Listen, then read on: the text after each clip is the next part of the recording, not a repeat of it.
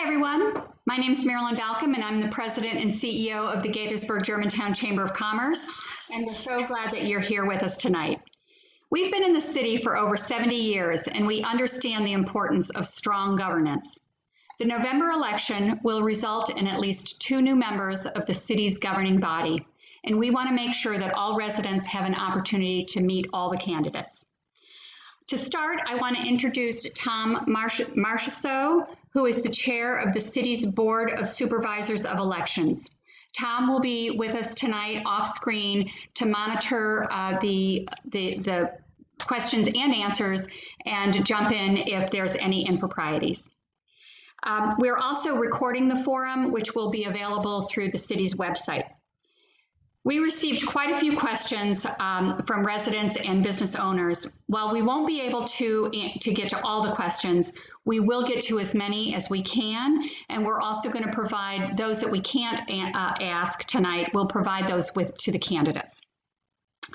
Before we start, I want to outline the ground rules. All candidates will have a 90-second opening. We'll then move on to the questions. Each candidate will have 60 seconds to respond. We fully understand that these are complex questions that require complex answers. In a 90-minute format, we just don't have time to go into depth. This format will allow us to get to a wider variety of questions. We will end with a 60-second closing remarks. I will be keeping time and will hold up a red card when the time is up, and I trust everyone to respect the time limits. So on with the program, I'd like to introduce our moderator for this evening, Randy Scritchfield. Randy is a chair emeritus with the Chamber of Commerce. He's a certified financial planner and has been in the financial services industry since 1985. He has a financial planning firm in the Up County and is a very active volunteer in our community. Randy, take it away. Thank you, Marilyn. Thank you for that kind introduction, and thank you for always being a great steady hand in programs like this. I wish to thank our candidates in advance as well for adhering to our time limits and respecting Marilyn's red card when you see it appear.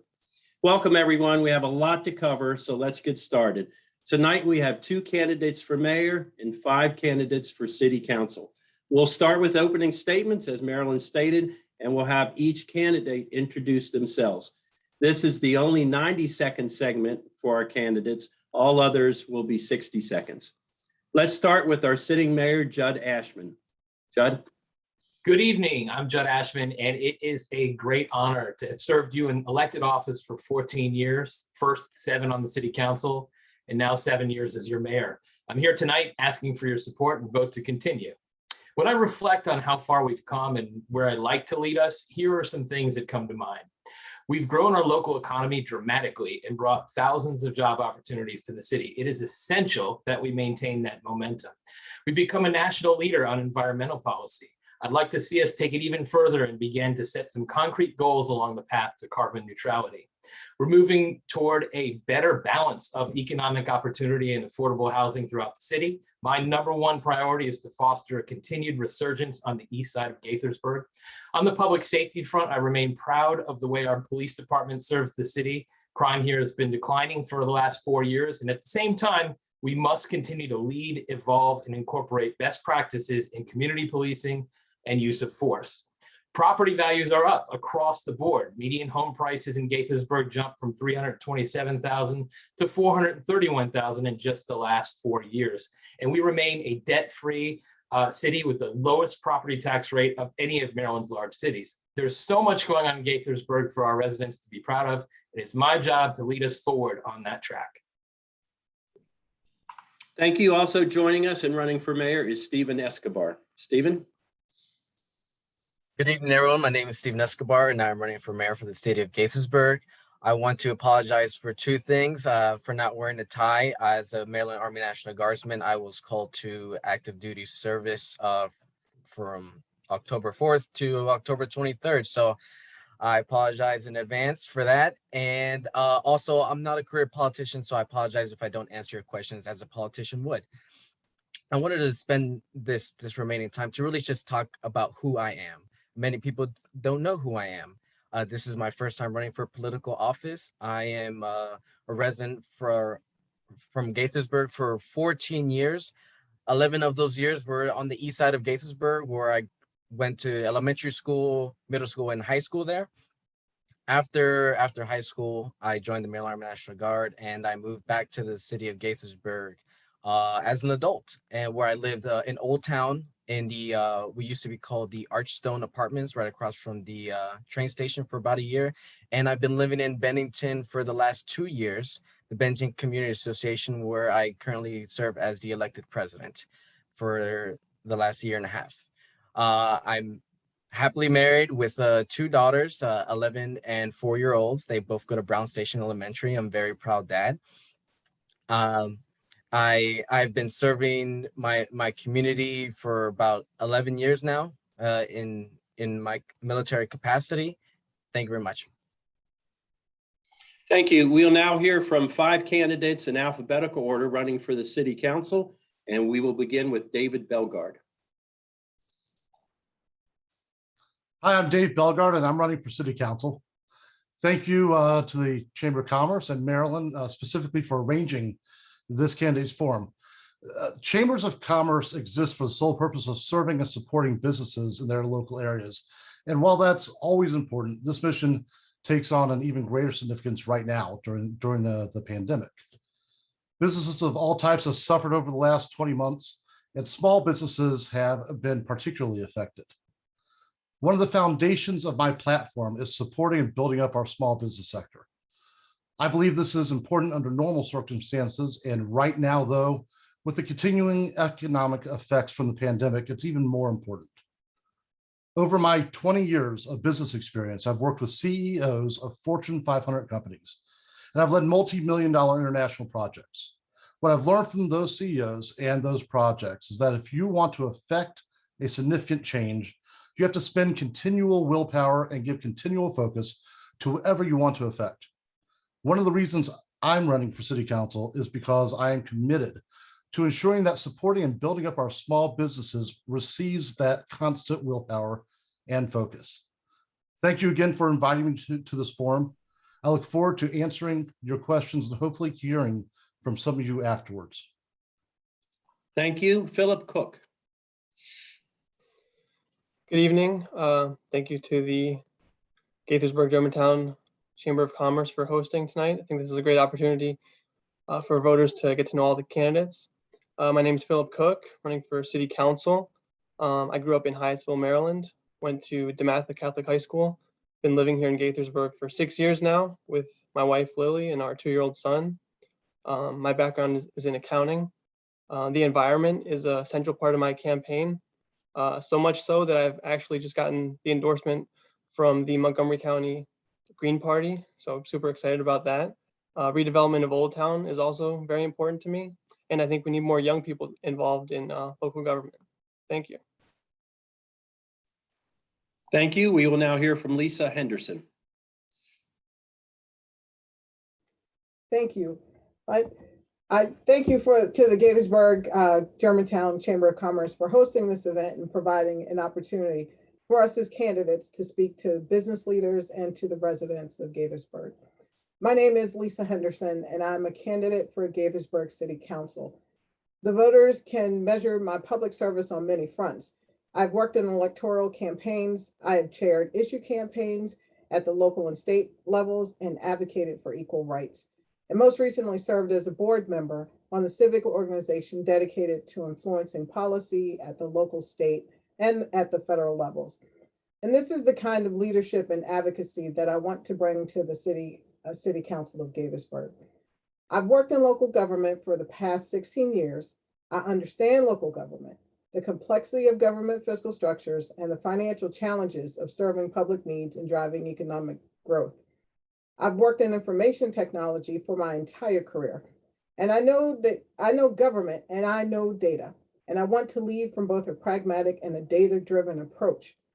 I've been using data to serve people throughout my career, and I'm prepared to use it here in Gaithersburg to better the lives of Gaithersburg residents. I look forward to this evening to answer your questions and to hear from your concerns and continued successes of our Gaithersburg business leaders and residents. Thank you. Thank you. And we will now hear from Yamil Hernández. Yamil. Thank you. My name is Yamil Hernández, and I'm running for Gaithersburg City Council. I want to thank the chamber, our moderator, our Boise rep, and the participants watching us from YouTube and TV tonight. I'm the son of Cuban immigrants, born in Ay Bonito, Puerto Rico. I've lived in Gaithersburg with my wife, Liz Marie, and our pup, Albus. I'm an entrepreneur, having co-founded and run a life sciences company here in Montgomery County. I'm a former Coast Guard officer. I attended and graduated from Montgomery College and the University of Maryland. I'm a member of the Up-County Citizens Advisory Board and the city's Animal Control Board, and I'm the chair of the Kentland Citizens Assembly. Why am I running? I care very deeply about the well-being of every city resident, and I will work tirelessly to help improve your quality of life. In my youth, we did mission trips to help rebuild homes destroyed by hurricanes. And later in life, I served my country by joining the Coast Guard.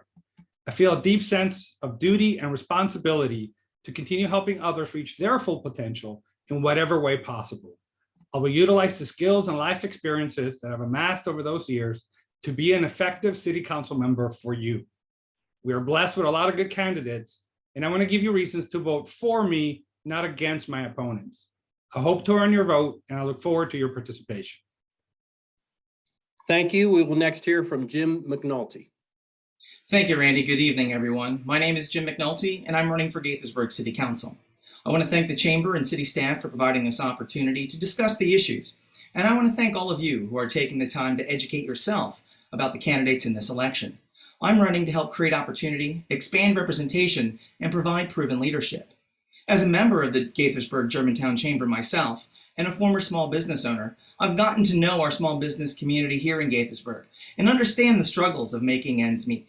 I want to expand our city's toolbox program that offers matching grants to city businesses to help keep the jobs we already have and work to attract new jobs in a variety of industries, in addition to our world-class biotech corridor. If elected, I would become the only elected member of the Gaithersburg government who lives east of I-270. That's roughly half our population on the east side of the city, and we could get shut out. That's the big reason that I'm running, to provide proven leadership and to bring a voice of someone who actually lives near Lake Forest and Old Town, who can bring a different perspective to the conversation. As the president of the Saybrook HOA, I regularly had to balance competing interests together with our board and make tough decisions for the benefit of our community. I want to bring my pragmatic, practical approach to City Council. Together we can bring a new voice to Gaithersburg. So thank you again for having me, and I look forward to answering your questions. Thank you all. We will now begin the questions, and I will let the audience know that we're going to start with someone different every time, but the sequence will be the same. So our candidates will follow in the same alphabetical order, with the two mayoral candidates together back to back, and then the others in alphabetical order, but we will rotate who we start with. So this being our first question, we'll be starting with Stephen Escobar. And the question is, the job of mayor and city council member is demanding and requires knowledge of the operation of the city government to make appropriate and best decisions. If you didn't include this in your opening statement, please tell us about your experience and knowledge of Gaithersburg government and whether you have been on any boards, commissions, or committees. How have you collected information about the issues impacting the city? Stephen, please. Thank you very much for that question. That is actually a tough question for me, considering my position. So I just wanted to say that I have been door knocking since early June, and I've knocked on thousands of doors while I was there, and I have spoken to hundreds of residents, and I have always asked each resident, what is your main concern here at the city level? There's so many things that were brought up: the environment, transparency, transportation. I have not personally served on any committees here in the city of Gaithersburg, and I look after this election, regardless of the outcome, I will be joining a few committees myself so I can be more engaged on what happens on the city affairs. But to answer the question, I have not been in the city affairs until really the last year and a half, where I became president of the Bennington Community Association. Thank you. Thank you. David Belgard. Yes, that's a great question. Personally, I've been serving the city since 2015 through participating in various citizen advisory committees. Currently, I serve on the Community Advisory Committee and the Police Advisory Committee. Previously, I helped design a park for our city through another committee that I was on. Over time, I've met and I know much of the city staff leadership, mainly through working on those same committees. Over the years, I've attended a number of city council meetings, especially in the last 12 months. I have sat in on and testified on almost every city council meeting since October of last year. In addition to that, I have attended, and Zoom is wonderful for this, makes it easy. I've attended committee meetings for many committees that I'm not on, just to understand what they are attending to. Thank you. Thank you. Philip Cook. So I've also been door knocking quite a bit. That's how I've been learning the issues important to people. So I've heard a wide variety of issues ranging from 5G cell towers to crime to representation. And that's how I've informed myself on what's important to all the voters with what's going on in the city. You know, I haven't been involved on a committee, but I'll bring a unique, outsider perspective that is missing from the city council right now. Thank you. Thank you. Lisa Henderson. Thank you for the question. I've spent my civic life at the county, state, and federal level on organizations and boards and commissions. And in 2018, I supported a local campaign. And in that work is really hit home for me. And I understood that the bread is buttered at the local level. And I've been here since and not turned back. It's when we were asked, we were required to gather 100 signatures to get our name on the ballot. And although the city provided us an electronic form to do it, it was important to me to go out and get those signatures in person, meeting the individual residents face to face, one-on-one. It was important to hear the issues, to hear the concerns, and meet the residents. And I've been continuing to do that, door knocking and hearing the concerns and successes of the residents of the city. Thank you. Yamil Hernández. Thank you for the question. And for those who remember, the question is, how do we get smart about, or how do we know about the city's inner workings? So I've been a member of the city's animal control board for several years now and learned a lot through that process. I'm also a member of the Up-County Citizens Advisory Board, where a lot of Gaithersburg issues come into the agenda that we discuss. As a member of the Kentland Citizens Assembly, we have many issues that we've advocated for through city council and different departments. One in particular, when we brought an economic development toolbox to our Main Street vendors, working with the city to do that. But most importantly, talking to voters and knocking on doors and talking to business owners to understand. I ask the same question to every person I knock a door on: what are your issues, ideas, or concerns for the city? And that's provided a plethora, just a ton of information about what people's concerns and ideas and issues are for the city. Thank you. Jim McNulty. Thank you, Randy. I actually serve as the chair of the Old Town Advisory Committee, and I'm also a former member of the Transportation Committee. I actually got involved with the city when I was the president of the Saybrook Homeowners Association. We had a few issues that we needed to approach the city about. I ended up developing very good working relationships with our former city manager, our deputy city manager, a number of our city staff. Also have a very good working relationship with Chief Stroka. And John Schlichting at the Code and Planning Department. I've actually it's kind of been funny. I've developed a reputation over at St. Martin's in Old Town, where I serve on the school advisory board there, that anything dealing with the city, they all come to me and they start asking me questions and who can I connect you with? And that's a great thing about relationships in a town like Gaithersburg. You're able to make those connections, and the longer you're around, you understand who can help solve those problems. And that's one of the reasons I'm running. I want to be able to be that conduit for our residents and be able to solve those problems that maybe they don't know where to go.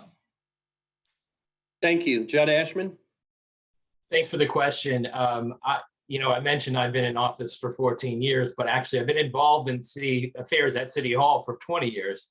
If I haven't sat in on every single committee for one of their meetings. I've actually appointed every single committee member to our committees.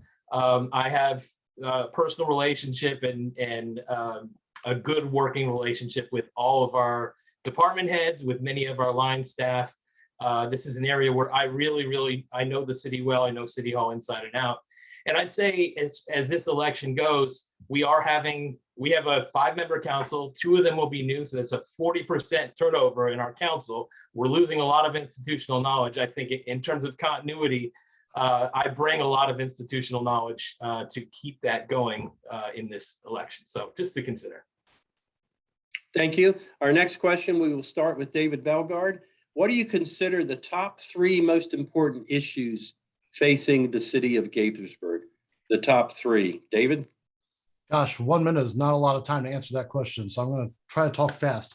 Number 1, especially considering the current effects of the pandemic, is supporting our small business sector and ensuring that we are working on making sure that all of our Gaithersburg residents can be employed locally in well-paying jobs.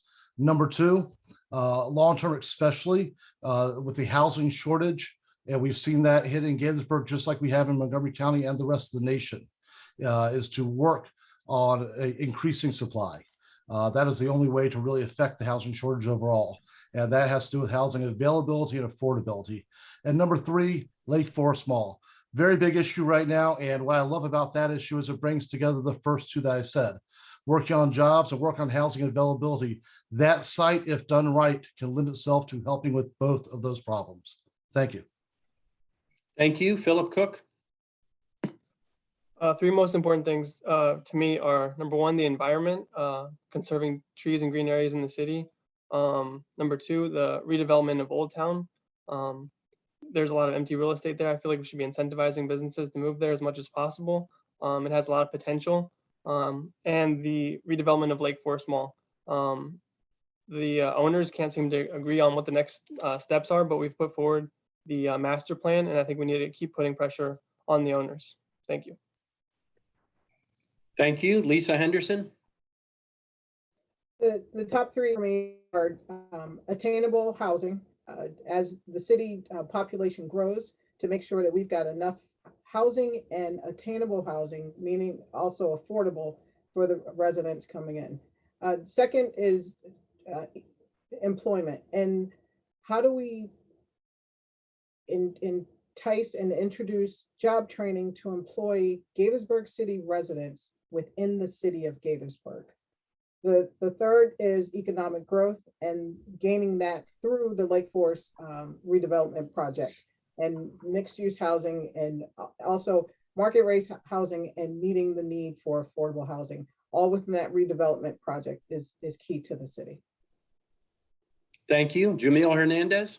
The 3 issues are recovery from COVID-19 and getting our businesses and residents back on their feet.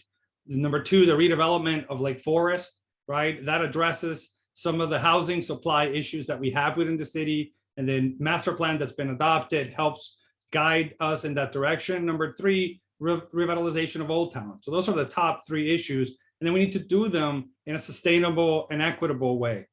Thank you. Thank you. Jim McNulty? Economic development for sure. It's Lake Forest, it's Old Town, but it's also Main Street and Kentlands. It's also the 355 corridor. Transportation and taking a holistic look at the opportunities. You know, Lake Forest has a transit center and there's a great opportunity there, but we need to look at the surrounding community. 355 backs up on a good day. We need to approach Annapolis and talk to them about improving that intersection at Montgomery Village and 355, possibly doing an overpass like they did down in, I guess that's North Bethesda at Montrose and 355. And also expanding representation. Like I said in the beginning, I would be the only person who lives east of I-270. So if I'm not elected, the entire city government of Gaithersburg will live west of 270.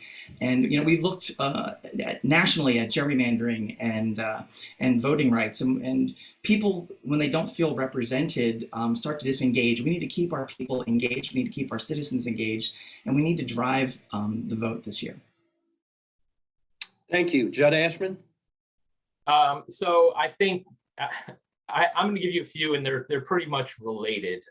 One is continue our building momentum of revitalization at the east side of Gaithersburg. That includes Old Town, that includes the 355 quarter, and that includes Lake Forest Mall. I think we're seeing some investment activity and interest in all of the above, and that's a good thing. I think recovery from the pandemic can be combined with continuing to maintain the momentum we've developed, the great momentum on economic development. And I think continuing our leadership on environmental issues and moving towards carbon neutrality is also a big and important issue. So I've kind of combined a few there. I don't know if it's three, but I can make three out of it. So thank you. Thank you. Stephen Escobar. Thank you very much for that question. So the top three concerns, I will say, from the hundreds of residents in the city that I've spoken to, the poll is environment number one, transparency number two, and transportation number three. Those are the top three main concerns that I have personally heard from residents in the city, from door knocking and speaking person to person. Another couple issues that I think are important is ending the east side, west side divide mentality that we have here in the city, as well as the revitalization of Old Town, which I think is very important, and the Lake Forest project, where we have to figure out a way to make the redevelopment there sooner rather than later. Thank you.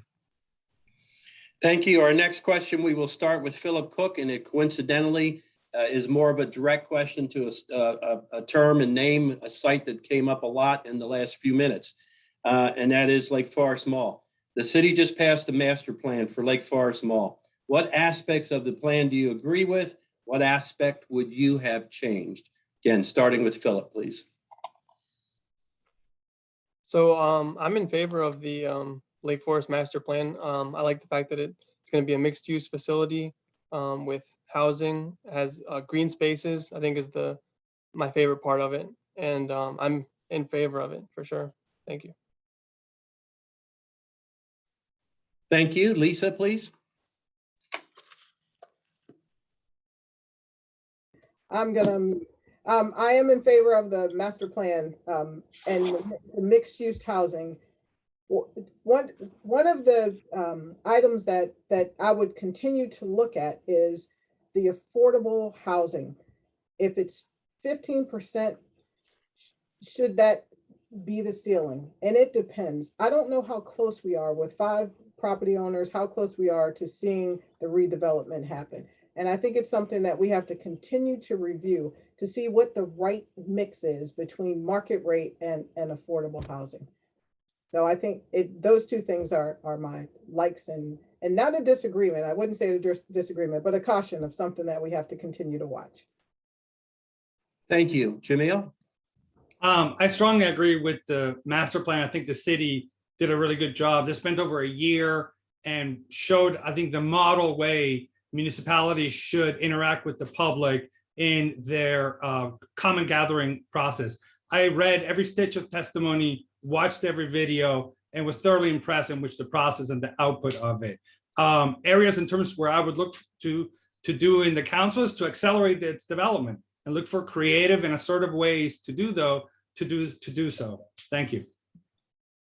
Thank you. Jim McNulty?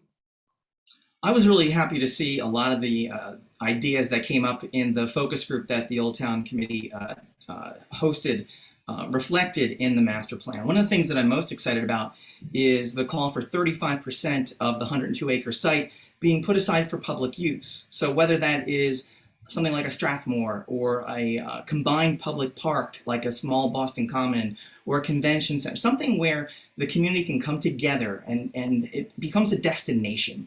The one thing I don't want Lake Forest to be is just another generic town center. I think this could be our new crown jewel, but we have to plan it properly. And we need a voice of somebody who lives nearby that can actually bring the perspective of the folks that live down the street and that can recognize the opportunities and the challenges that redevelopment are going to foster. I don't know if I have anything that I would have done differently. Like Jamil said, it was a year's process. I thought the city staff did a really good job of organizing the thoughts and the testimony of the people. And like I said, it's just a really good opportunity for the city, and I'm excited about it. Thank you. Judd Ashman? Thanks, Randy. I fully support, as I've said publicly a number of times, the master plan update. And just for those who don't know, a master plan is not like a specific redevelopment plan. It sets broad parameters. So when the time is right for redevelopment, as Lisa mentioned, there's 5 property owners. When it could consolidate to 1 property owner, or all 5 could agree, one of those 2 things happen.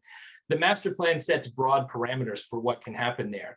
And what we're talking about is a mixed use. We're talking about distinctive public spaces, a walkable community, hopefully with great public amenities, a performance space, experiential retail, and restaurants and residential. And I think market rate residential is particularly important for this side of the city because raising the area median income will attract the retailers and the restaurants that everybody wants to see there. So I think that's part of it too. Thank you. Stephen Escobar? Very much. I do apologize in advance if this connection gets cut off because my internet is not sustainable. So quickly. So with Lake Forest, I completely approve of the master plan. It's very detailed and thorough. I do support Jim McNulty's comments on making the public use all collective in one area so that it could be our crown jewel. And the city can sponsor more events at that location for the east side. As far as the 5 owners, that is for someone who's in real estate, like it's already difficult with 2 or 3 owners. We're talking about 5 very big owners. I honestly, if the city does not step in to buy Lake Forest Mall in some capacity, it will sit there for years and years. Look at what's happening in White Flint.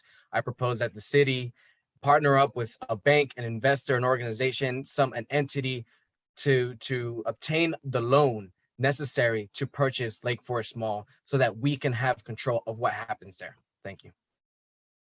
Thank you. David Belgard? This is clearly an important topic because it's almost the exact same question that Bethesda Beat asked, and I answered recently. The master plan was developed over many months.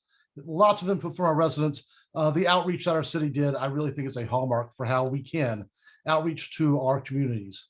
I verbally testified on this master plan numerous times, and I submitted an 8-page written testimony for the final piece of testimony. And I'm happy to say that several of the items that I felt were deficiencies in the master plan were addressed in the final version.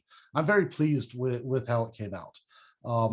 What you are voting on is not the master plan. You're voting on the council and the mayor that will be responsible for implementing the master plan and making sure that it is done well for our city. Thank you. Thank you. We now have a question just for our mayoral candidates. We'll start with Judd Ashman. And I wanted to take a moment to remind our audience members, whether you're watching live or you see this subsequently, that these questions all came from voters and community members submitting them. We, of course, consolidated them and combined some, but they all came from the interested community members. Now, my question starting with you, Judd. As the mayor does not get a vote in decisions brought before the body, what do you see as the primary role of the mayor in working with the city council? Great question.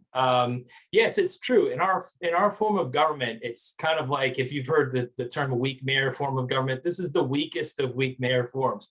The one sort of special power that mayor has is a veto power. So if the city council were to pass an ordinance that the mayor disagreed with, the mayor could veto it.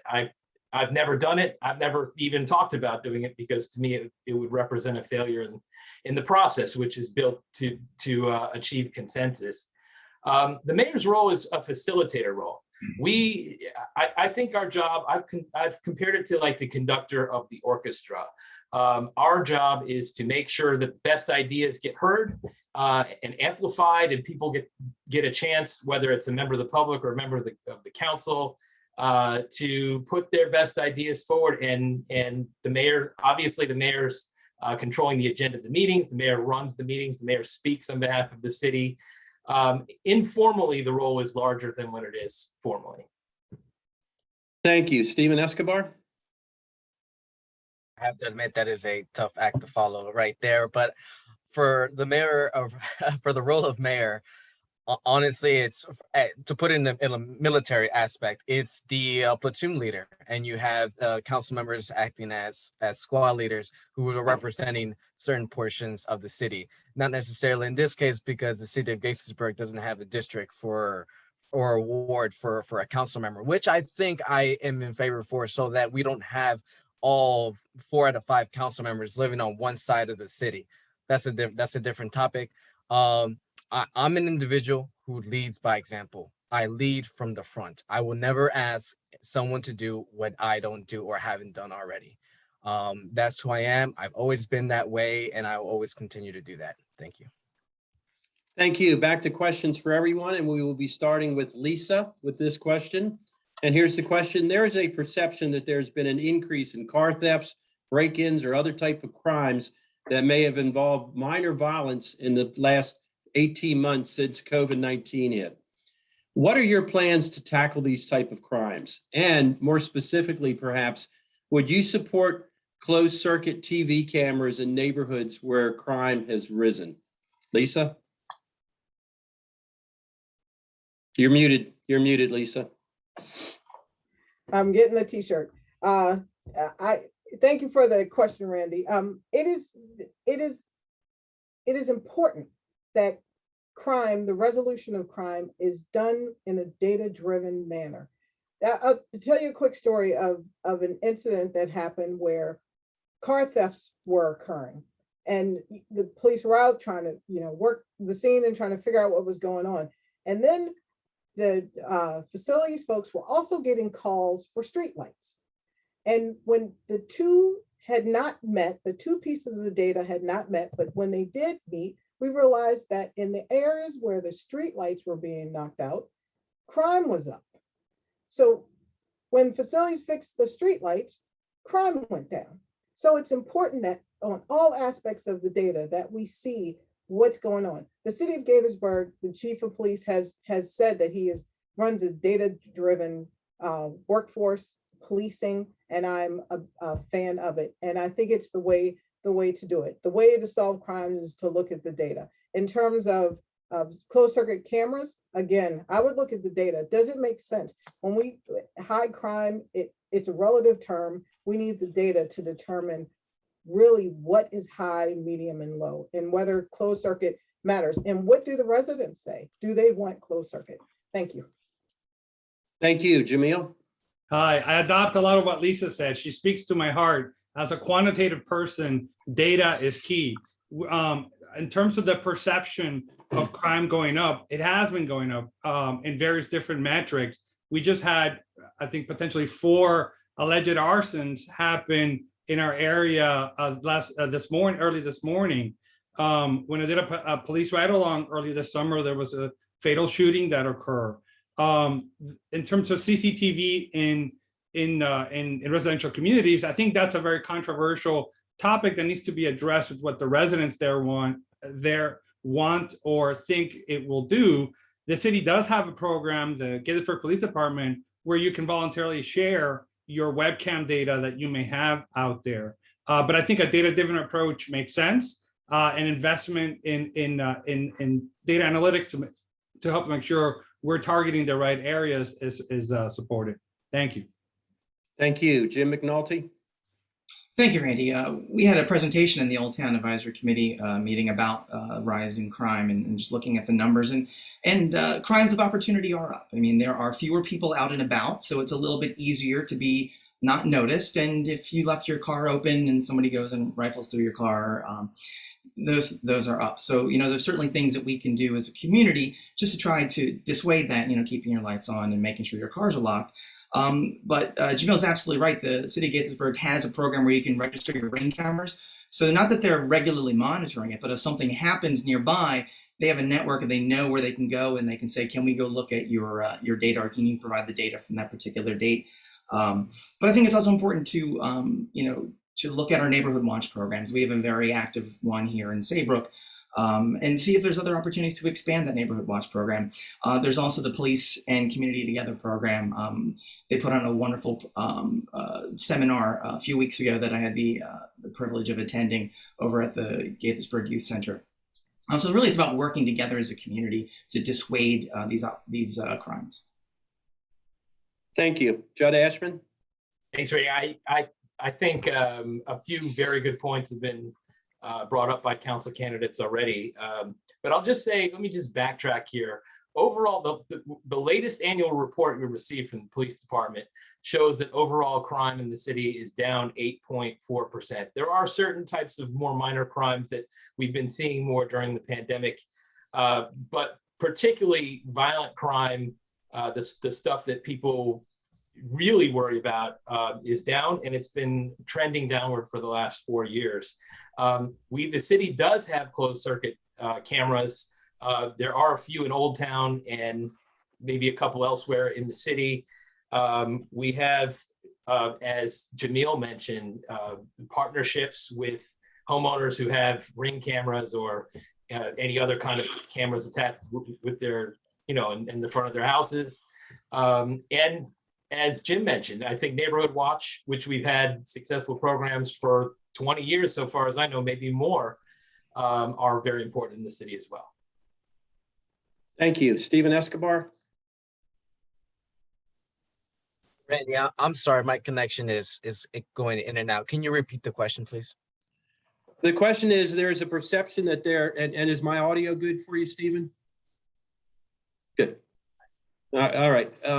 There's a perception that there's an increase in car thefts, break-ins, and other type of crimes that have involved minor violence in the last 18 months. What are your plans to tackle these types of crimes? And more specifically, would you support closed circuit TV cameras in neighborhoods where crime is high? Thank you very much for that question. So yes, I don't disagree with the statistics that have been put out there. Mayor Ashman is obviously, his numbers seem correct. But I do want to say I have personally in my community, in the community of Bennington, crime has actually gone up in the year and a half that I've been there prior to. We've had a lot of car break-ins, so it's not a perception, it is reality, at least it is in my community. And as well as an individual that was shot in front of my home, right on Ramsdale Court. You can look at the police report about in July. So yes, we do have a crime mission. I am very, very familiar with the Ring camera where you can register your device, so it lets the police department know. It's a very good program, and but I don't think closed circuit TV is a solution. I think we need to improve our lighting and improve our police presence. If I'm not mistaken, I was part of a few committees. Thank you. Thank you. David Belgard? I'd like to start off by just saying I am a member of the Police Advisory Committee, and the reason I joined that committee is because I think that there are a lot of ways that our community can be involved and our police can be involved with our community that helps address and change some of the activities that we may be seeing. As the mayor said, over the last 4 years, crime in Gaithersburg trends down. I think we all feel that over the last 18 months in the pandemic, that certain types of crimes, like you mentioned, may be trending up. And some of that may be true, absolutely. I don't know if the answer is to install cameras everywhere, though. There are likely many other potential choices for answers. And what I would do is engage the community and engage the police and find all the data to help really make a strong decision about what will best affect the crime rate in those areas. Thank you. Philip Cook? Thank you for the question. So I've talked to a few voters that crime was a big issue for them, and if more closed circuit TV cameras would be a deterrent and help police catch the bad guys, then I'd be in favor of it.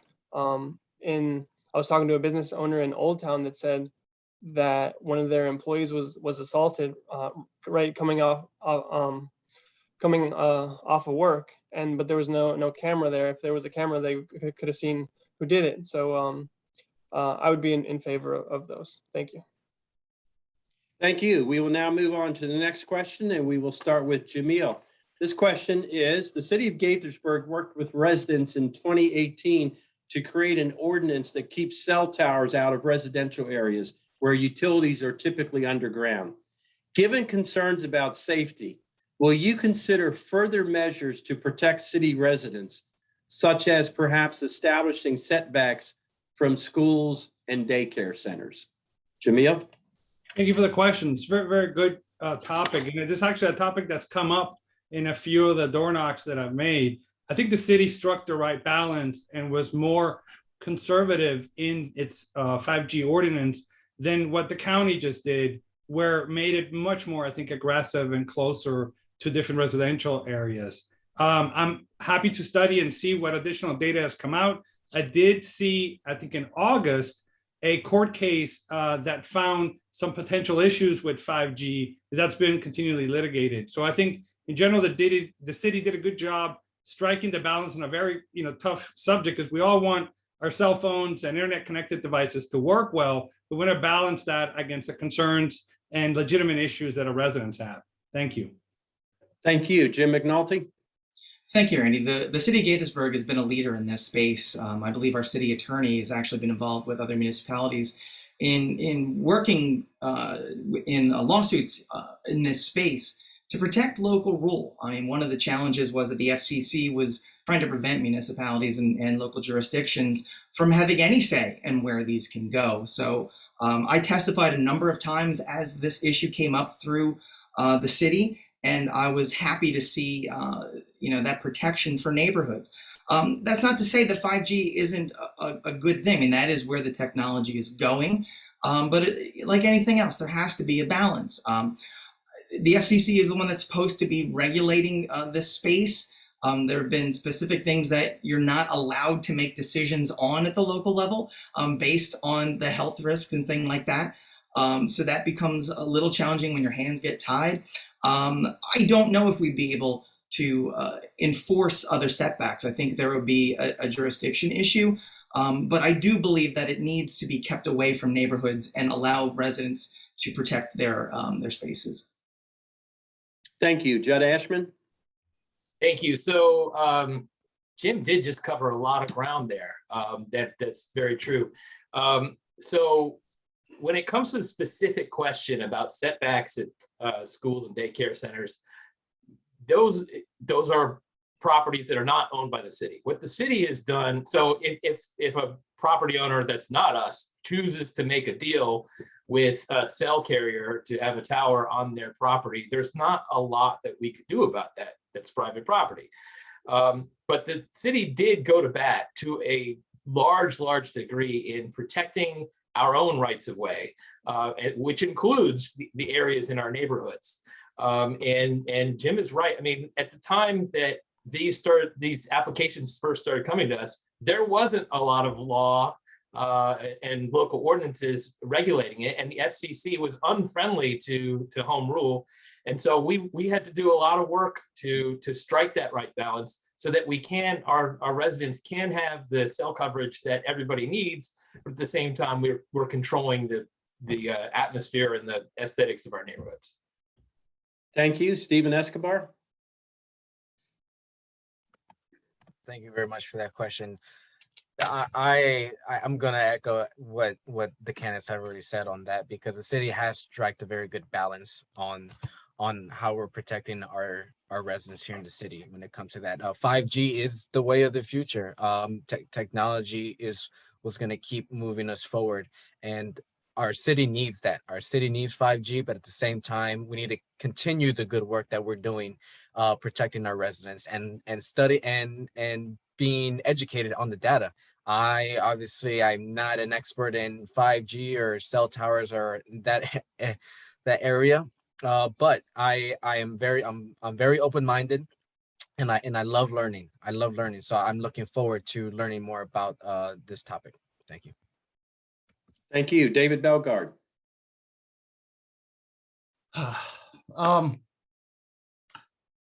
The 5G towers are coming, both due to federal regulations and the fact that technology continues to grow. And if we want to continue to be competitive, we have to stay up with that technology. Our job is to manage those 5G installations so that they are performed in a manner that's best for Gaithersburg. Each application is going to need to be evaluated on a case-by-case basis, whether it's going to be at a school or a daycare or on a road. I am 100%, as just about everyone is, against installing 5G cell towers in the middle of neighborhoods. Any installation has to be done in such a way that it's harmonious with the surrounding areas. And that way, the 5G service that's provided will be coming in as per the federal regulations, but it won't have an undue impact on our city. Thank you. Philip Cook. So 5G cell towers do have negative health effects. And for that reason, I would be against having 5G cell towers anywhere in the city. I would propose fiber broadband. It's just as fast and doesn't have any negative health effects. Thank you. Lisa Henderson. Thank you for the question. The benefit of 5G is the performance. And as we all load up our cell phones and iPads and tablets with more data, more pictures, we want to talk to family, we want to go faster. And we get that performance from 5G. What it doesn't give us is the distance that the large towers gives us. So you need more small cell towers around in order to get that bigger performance. The city fought and won Senate Bill 713, I believe, to have ownership over its jurisdiction and right of way. And cell towers within the city have been placed in areas that I absolutely agree with, and roadways that I absolutely agree with, not near schools. Some of the roadways, the city is not in the city's right of way. So where the county and the state come into play, the city won't have control over those. But I'm in total agreement with where the cell towers have been placed thus far. Thank you. Thank you. Our next question will be starting with Jim McNulty, and the question is as follows. Over a year ago, Amazon proposed creating a new distribution center in the 355 Montgomery Village Avenue area. The council did not support the proposal. Did you agree with that decision? Why or why not? And tell us your plan for bringing jobs to Gaithersburg. Jim? All of that in 1 minute. All right. So that particular space is, for those who don't know, is kind of a prime location for the city of Gaithersburg, right at 355 and Montgomery Village, not too far from Lake Forest Mall. And while the idea of bringing such a large employer like Amazon into the city is a great idea, that particular space was a challenge for a number of reasons. Number one is that space is zoned for MXD. And the idea was to bring in both housing and commercial space versus doing another large warehouse type thing. So that was number one. Number two, that's a challenging intersection. I've already brought up this intersection once. That's a challenging intersection for the city from a traffic standpoint already. They wanted to do a last mile distribution center. So think about all of those final deliveries coming out of that one particular spot in the city, choking that intersection as it is. So I supported the city's refusal to handle that. And I guess that's all the time I have.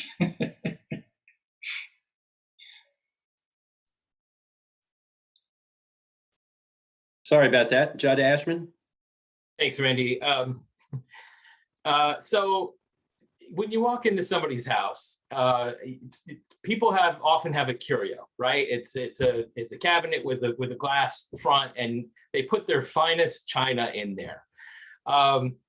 The corner of 355 and 124 is like the front of our house. It's the most trafficked intersection that there is. It's our curio, and putting a last mile delivery facility, a sea of white vans and Amazon Prime trucks to get us a bunch of gig economy jobs, not permanent, great, well-paying jobs, not full-time jobs, but gig economy jobs is the equivalent of putting your used paper plates in your curio so that when your company comes in, that's the first thing they're going to see.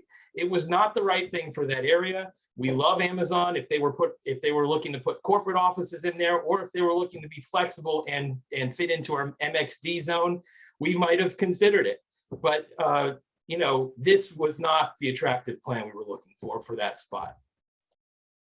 Thank you. Stephen Escobar. Very much. Yes, I'm very familiar with that. I've actually a number of residents that I have spoken to were actually very displeased with the fact that that the city was not supporting the Amazon fulfillment, the last mile fulfillment center there. What Jim McNulty said, that intersection right there, he said it best. It backs up on a good day, and that intersection it needs to have a interchange project, kind of like Georgia Avenue and Randolph Road, where who wants to go straight can keep going straight in either direction. But for that intersection, an Amazon fulfillment center would have not worked. Now, I would have loved to see a few hundred jobs that are diversified for lower middle class is what the city needs, with the loss of Lake Forest, who employed hundreds of lower middle class jobs. Thank you. Thank you. David Belgard, please. In many ways, I echo what the mayor said. What I would like to say is, when this was first being discussed, I was very ambivalent about the issue, because almost everything, and this is no exception, is complicated. There's very few issues that are very black and white. I really wanted all those jobs, and I wanted those jobs for our city, for our residents that don't have master's degrees and can't work at our big biotechs. When you really consider everything, though, especially with the master plan for Lake Forest, so what that area can become for our city, we have to be very careful with bringing in something like the mayor said that is going to choke that intersection and a sea of trucks. That intersection is a key entrance into the Lake Forest rebuild that will hopefully become a key job center for our city. Thank you. Thank you. Philip Cook. I agree with the city council's decision on Amazon. I think it wasn't the right fit. Would have made a lot of traffic for that part of the city. And I personally don't like Amazon anyway, because they're union busters. But how to make more jobs in Gaithersburg. I think we should have more grant programs for businesses to support more jobs. Thank you. Thank you. Lisa. I think in this circumstance, the juice wasn't worth the squeeze. I think that's how it goes. It would have been a traffic nightmare. And I have a nephew who took a job at a Amazon distribution center. Not a 40-hour week, but lots of overtime. So no health care, no benefits. So it is a gig employment. So the juice was not worth the squeeze. And I'm glad with the decision that the city made. Thank you. Yamil. I agree with the city. I think there are better uses of the site. I'm partially favored for biotech and pharma. And I want to dispel this notion that only masters, PhDs, PharmDs can work and make a decent living in pharma. In another forum, I explained that Montgomery College has an 18 to 24-month program that trains people in biomanufacturing, analytics, and jobs, where with a 2-year and 18-month program, you can get really good paying jobs, better than people used to have at retail at Lake Forest. And Montgomery College has a near 100% placement rate for that. The county has an extreme shortage of lab space. So pharma jobs, biotech jobs are dense, meaning there's a lot of people, not gig economy jobs, high paying, and you do not have to have a PhD. We'll welcome the PhDs. I love our PhDs and MDs, but they're not the only ones that can benefit from increased capacity in biotech. Thank you. Thank you. And I want to take a moment here before I go to the next question to thank all of you for being concise in your answers. It allows us to answer 2 more questions and then closing comments. So I appreciate the conciseness in how you're articulating your answers to the extent that you can. As was stated, many issues are complicated. All right, so we'll now start the next question, 1 of 2 remaining. We'll start with Judd. The question is, a new high school has been added to NCPS CIP for Gaithersburg. What can the mayor and council do to make sure the Crown High School stays on track? Thanks for that question. Before I get to it, I just want to add one little postscript to the last question, in that since the city did not go for the Amazon plan, a new plan did come to us and was approved for a new biotech campus that's right now it's flex space. It could end up being lab space. We're really excited about that. So good things did happen there. In terms of how we keep Crown on track, I don't think we need to motivate MCPS very much in this case. We always play an advocacy role. MCPS, there is a sunset to the period of time they have access to that land, and it's really the only place in the Up County where they have land for a high school. They know they need it. There's overcrowded high schools left and right. So we just need to sort of keep reminding them of it and be at the table with them. We're actually going to be discussing this at our work session next week. Thank you. Stephen Escobar. Very much. Yes, I have been reading about that for the last month, the proposed high school at the Crown. As Mayor Ashman said, I don't think we need to. I think we're already doing a good enough job, and we will keep trying to, motivate and ensure that we're still talking with MCPS to make sure that they stay on track, because it is a needed high school in that area. There is overcrowding in the schools around there. Thank you. Thank you. David Belgard. I mean, there's really not much more to say than what Mayor Ashman said about this. In that case, I'm going to continue on with talking about how the council and the mayor affect things of this nature. Much of what the council and the mayor does is deal with land use policy. Much of the rest is working directly with our partners at the county and state level to make sure that our city can influence all the things that we need to have all the best results for our residents. Obviously, in this case with the school, the city does not control how the schools are going to be built. It's not responsible for the money that's going to build that school or any of it. But we do have a great deal of influence because of all that work that has been put in over years to build those relationships with our partners at the county and state level. Thank you. Thank you. Philip Cook. Yeah, so the Crown High School, I'm actually really excited about that because that's right near where I live. So my son might go to school there. So it would be nice to go to a new facility there. So just staying on top of MCPS to making sure everything goes as accordingly. Thank you. Thank you. Lisa Henderson. I think the city plays a role of oversight and making sure that our residents are informed, which the city is already doing. So I agree with comments from Mayor Ashman. Thank you. Yamil. I've gotten this question a few times door knocking in terms of the pace of it. I agree with the mayor, and I think that sunset provision where the property reverts back to the city if MCPS doesn't move fast enough is very high incentive for them to do so. You can imagine the PR disaster would be for MCPS to not get their act together and build the high school that's so sorely needed there. Thank you. Thank you. Jim McNulty. Thank you, Randy. I mean, I think it's about relationships. I mean, the city has a good relationship with our stakeholders at the county and MCPS. Rebecca Smondrowski, our board representative, has always been responsive for the issues that have affected our neighborhood over here.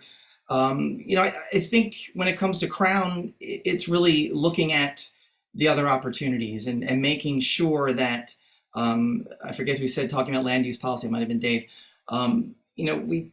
The city has been a lot more proactive in pushing MCPS to look at the developments that are coming versus waiting till something's there. There's a little bit of a dance, and we need to look at Lake Forest particularly, and the fact that South Lake Elementary, which is the closest school over there, is already at 35% over capacity. So as we're looking at other developments besides Crown, we need to make sure that we're keeping an eye open of what is going to happen for the schools there, and making sure we're proactive in those conversations as well. Very good. Thank you. And gosh, especially when I complimented everyone on how concise you've been, you really, Marilyn and I are going to have a few more questions for you than what we originally had. But I think our intention is to go not over the 90 minutes, but give the voters as much of the 90 minutes as we can. So that's what we intend to do. Our next question, we're going to start with Stephen Escobar.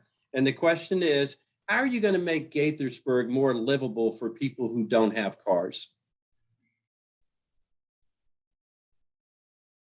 Yeah, so I want to encourage more public transportation, and with that, it's very we're never going to be able to stop people from more cars getting on the road. We just can't. That's not a realistic expectation, in my opinion. Of course, that is just my opinion, but at the same time, we cannot stop trying. We need to keep working with Montgomery County and looking on how we can keep promoting public transportation, adding some more bike lanes to the city to make it more friendly for bikers. But at this point in time, we just need to continue on with promoting public transportation as much as we can. Now, as far as like the red line, I wish the red line can be realized within the next decade through the city of Gaithersburg. Absolutely, we definitely that would be perfect for our city. Thank you. Thank you, David Belgard. Making Gaithersburg more livable for those that don't have cars. I'm going to say, actually, I recently got myself an electric scooter because now that I'm working from home so much, I find myself traveling in a much closer radius to my house, but still needing to get around and not wanting to drive a car all around and contribute to traffic. So I've been much more aware of bike lanes and what it takes to actually get around without a car than sometimes I have been in the past. Part of it is public transit, part of it is bike lanes, part of it is really encouraging live where you work, creating more jobs for our residents to be able to work in the city. We have almost 40,000 workers and 40,000 jobs in the city, but only 20% of our employed residents work in the city. Making it so that more people work in the city that live in the city is going to go a great deal towards addressing traffic and helping with people who don't have cars to get around. Thank you. Philip Cook. I would propose more MARC trains coming through the city. I would propose more ride-on buses.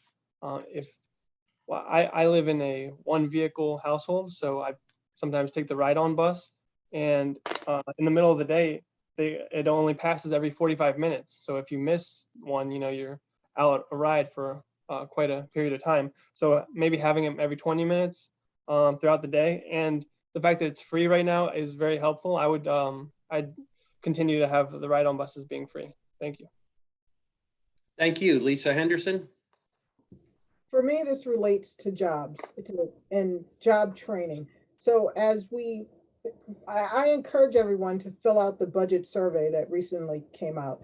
One of the statements is that in March 2022, the city will get ARPA funds, the Recovery Act funds of $11 million. And what should we do with those funds?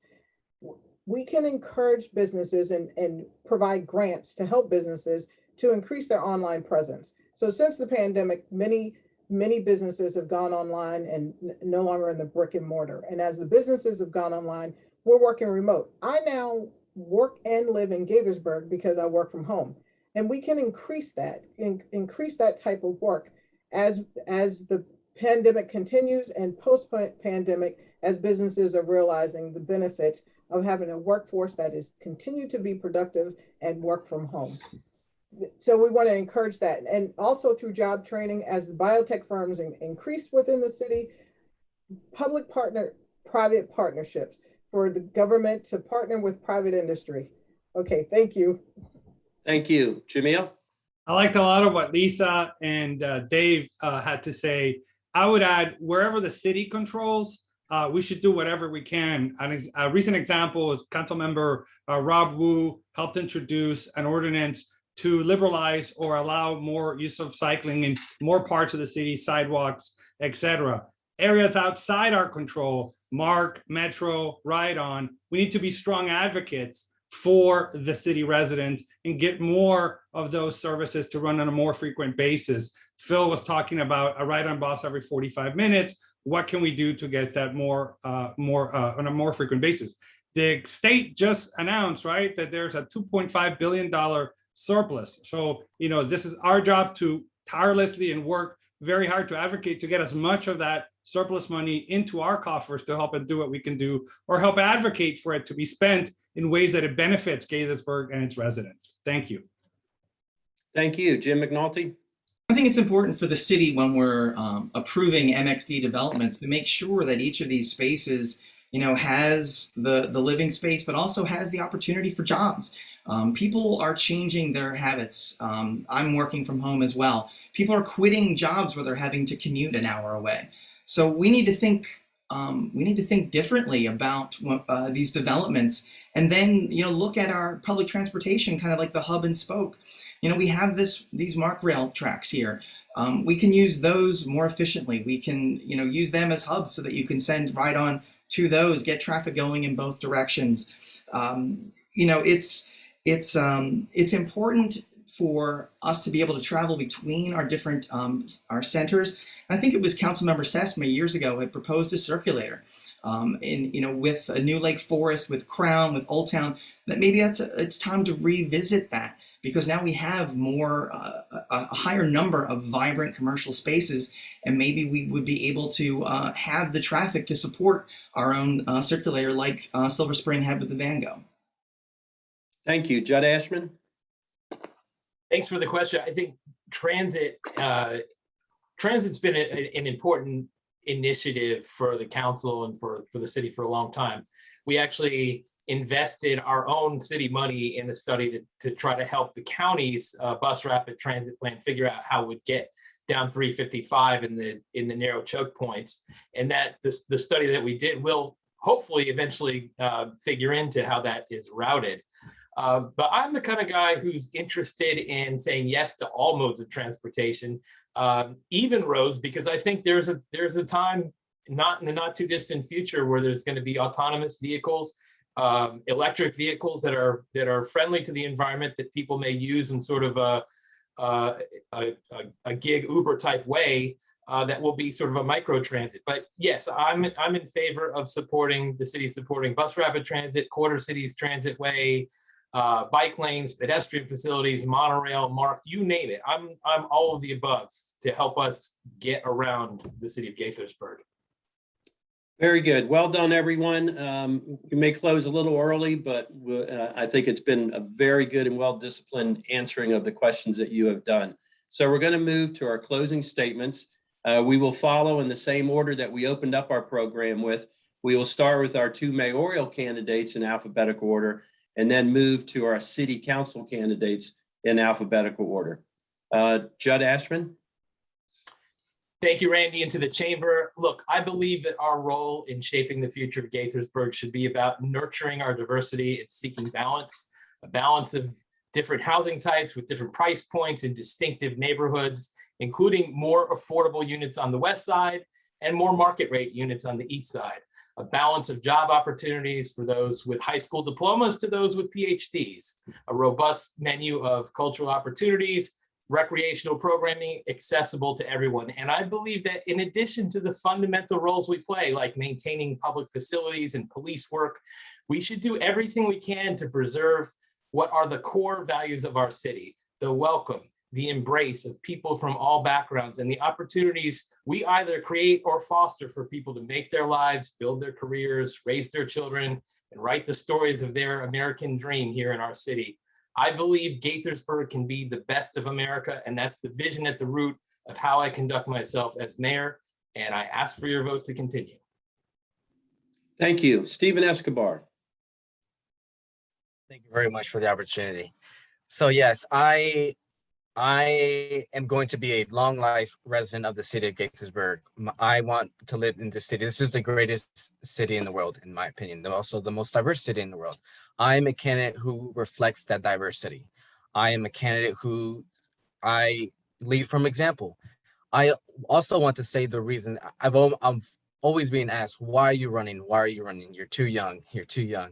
So I want to answer that question now to everyone that's listening.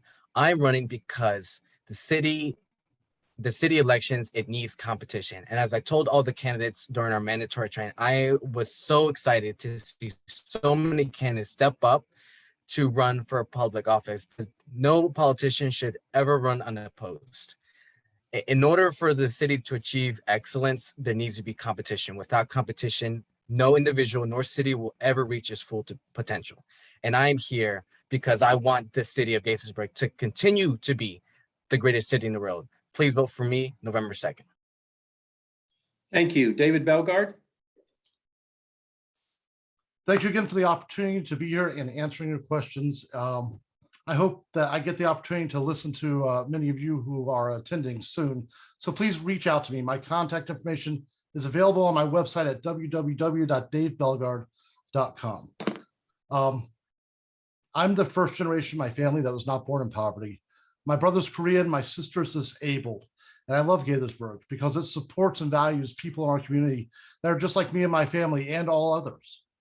And I'm running for city council because I want to ensure that Gaithersburg continues to uphold its values, and I want to help make our great city even better. I hope you feel that my outlook and my voice are what you're looking for in our city's leadership, and I hope that I can earn your vote. There's only 25 days left until the election, and your voice and your vote are important. Please exercise them, vote by mail or vote early or vote on election day. The more of our residents that vote, the louder their voices are. Thank you again, and have a great night. Thank you. Philip Cook? So in closing, I just want to say thank you to everybody for hosting and everybody for attending. I will be a voice for the residents of Gaithersburg. I don't have any hidden agenda. I don't have any longtime friends on the city council. I'm doing this because I genuinely care about the city of Gaithersburg and the well-being of its residents, the environment, conservation of trees and green areas in the city, redevelopment of Old Town, very important to me. And I think we need more regular everyday people represented on the city council. If you want to learn more about me, check out my website, votephilipcook.com. There you can see the recipe for progress in Gaithersburg. Thank you. Thank you. Lisa Henderson? Hi, I am a native of Montgomery County, and I've lived in the city of Gaithersburg for over 25 years now. I've watched the city change from rural to suburban and now an urban innovative city. I've watched the transition and the progress of the city. I told a story recently of when I was in the second grade. From the time I was in the second grade to the sixth grade, I was the only Black kid in my grade.